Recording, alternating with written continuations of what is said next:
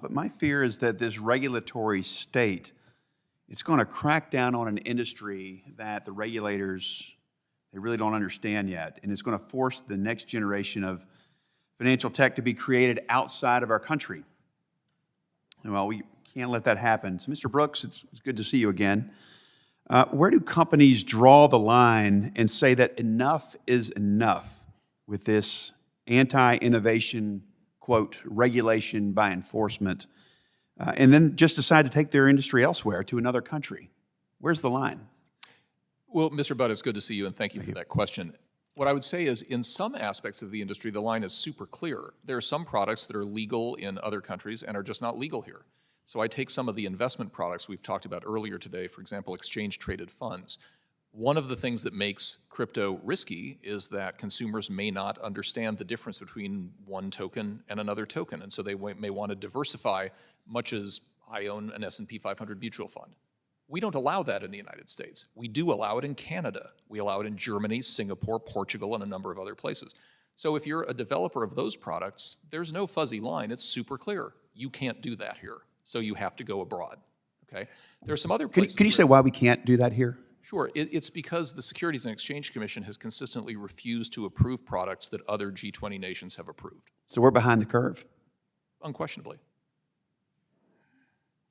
So given your previous experience running the OCC, I'd love to hear your perspective on where a regulator's authority begins and ends.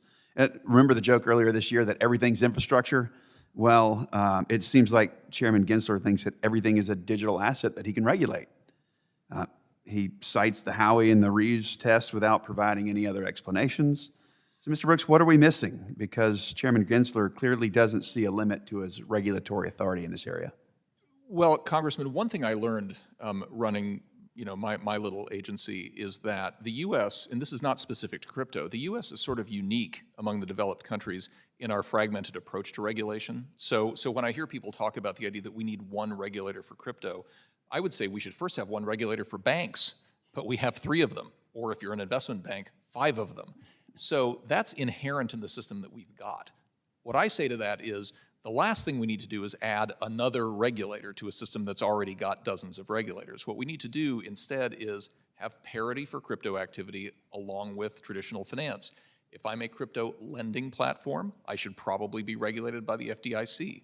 If I'm a crypto trading platform, I should probably be regulated by the CFTC and SEC.